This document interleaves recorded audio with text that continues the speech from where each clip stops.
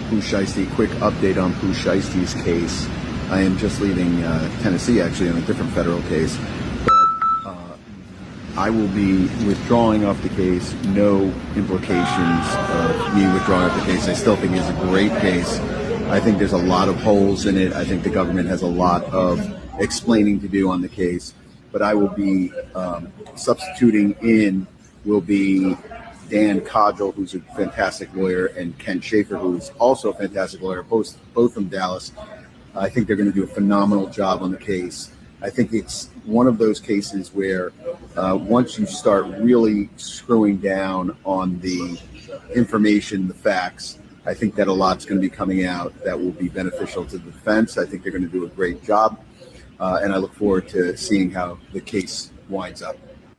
All right, let me know what y'all think. Do y'all think that the fact that this lawyer, which is a well-represented lawyer, right, the best celebrity attorney, basically, do you believe that he's dropping the case because Pooh Shiesty and them don't have any money?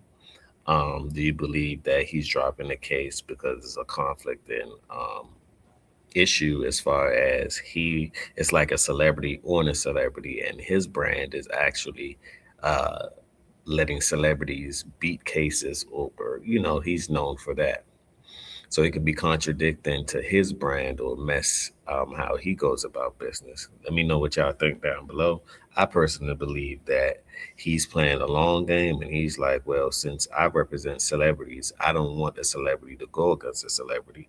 Normally, let us go against the state or a civilian or anything along that nature, but not another celebrity. To me, that kind of makes sense if you're really thinking about it. A lot of people are going to say, well, Pooh don't have the money or XYZ. I think he has the money for the lawyer, or I think he has supporters with people that have the money for the lawyer, because you got Big 30, which is his family, which is CMG, in this situation as well. But leave your thoughts down below. Let me know what you think, because people going to run with this story. I'm telling you. Update for Pooh Shiesty. Federal kidnapping and conspiracy. Let me see. Pooh Shiesty up. Oh, can he not afford the lawyer? Oh, this, that, and the third. Do that mean anything for the case? The lawyer probably felt like he couldn't win it. No. Pooh Shiesty is not going broke, and no, his lawyer did not think he can beat it. My guess is, honestly, and I've seen another lawyer talk about it, he said that some lawyers will literally pass off cases that they feel like they other lawyer homies might be a little more seasoned in. You know what I'm saying? The two lawyers that Pooh Shiesty hired after that first lawyer resigned from the case, these niggas is not cheap. They're not cheap at all. Them niggas ain't cheap. Them niggas ain't cheap at all. They can probably charge the same, if not more, than the nigga who was on his case. You know what I'm saying? Second of all, they probably just got a little more, like, it's like when Drake Finley, or however you say his name, Drew Finley, these is his type of cases. You know what I'm saying? So when a lot of rappers go, a lot of people, they get him on the team. Why you think Smirk got him on the team? The lawyer that represented Brian Steele, Thug lawyer. These guys have went through these things, you know what I'm saying? Like, more than the average lawyers or even big lawyers have. So sometimes you will get a certain recommendation, like, you know what, bro, this probably be your cup of tea. You know what I'm saying? Like, instead of me, like, trying to, use you for, a little bit of, like, lawyer homie help for,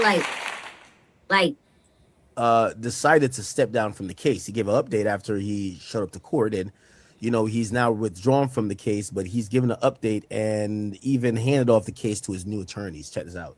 All right, let's talk Pooh Shiesty. Quick update on Pooh Shiesty's case. So it appears that Pooh's changing lawyers. He's not going to have a bond.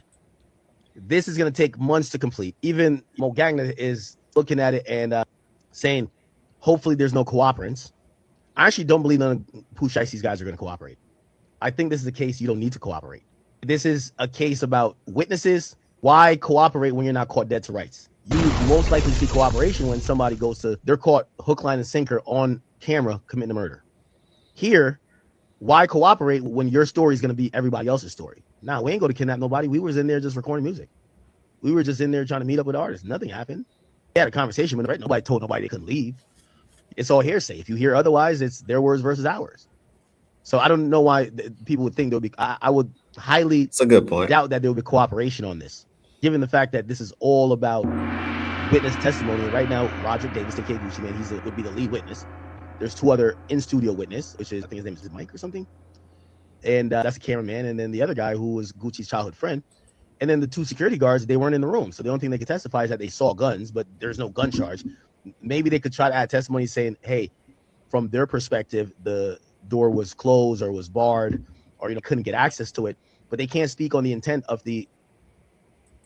Okay, you went to prison for 4 years, you put your money on hold, the motherfuckers died, your family just suffered everything. You come home, and the best thing you could think of, because you're disgruntled and you upset and you angry and you frustrated, the best thing you could think, there's nobody around you who watched you fall down the first time. You don't get many chances, man. Yeah. You got motherfuckers who do 4 years, come home, and your life cycle is over with. He ain't seeing all his money. He feel like niggas is playing with his paperwork. And No, something that I seen that that. Boosie said, and I agree with it. I know he was thinking everybody could say, yeah, he dumb, he did this when he was, well, he just came home. But look, he thought he was doing it to a street. He thought he was doing it to an official nigga. So he thinking the last thing this nigga gonna do is play police game.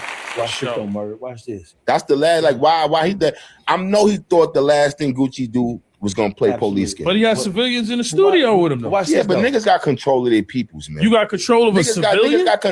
It's your peoples. So my thing is, if it's your lawyer, your security, you kind of got control at what's going to happen at the end of the day. It's about who's rolling with you. No, Chris My Lighty thing is, ain't if gonna you're- do rest in peace, no shit Rest like in peace, that. Chris Lighty. He He ain't gonna doing no fight. sucker shit like You that. know He gonna that, fight but back. if He you gonna got- tall niggas did us dirty, all right, we catch up with them in traffic. Right. That's what I'm saying. You got some people that it's who you rolling with, and I know he expected from him knowing Gucci and Gucci's history.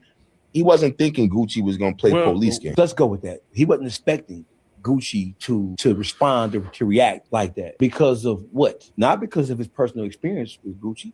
He ain't never thug with Gucci.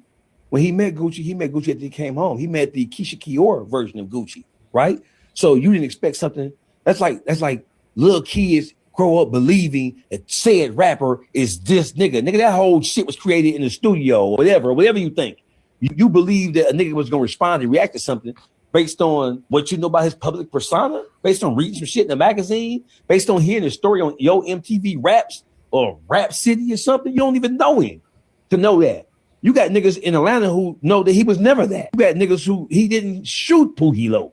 He just claimed it for publicity stunt purposes. You feel what I'm saying? Oh, he ain't clapping for Yeah, he ain't clapped that nigga, right? There's all kinds of niggas that think, you're gonna sign this, I'm free of you.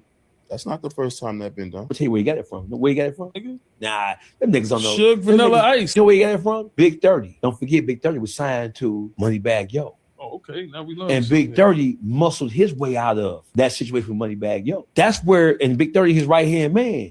So I'm thinking, if you think about it, Big 30 was signed to Moneybagg Yo. They went at it, they started doing songs against each other. And then all of a sudden, Big 30 is not signed to Moneybagg Yo. I think it's Forever Endless Free Entertainment, some shit like that. He free agent. So I'm willing to, I would bet my finger that whole concept of this, how we gonna muscle this nigga out like this, I bet you that was from him looking at Big 30 situation with Moneybagg Yo and how Moneybagg Yo kind of like go on, hit on. I'm willing to bet you that's where you got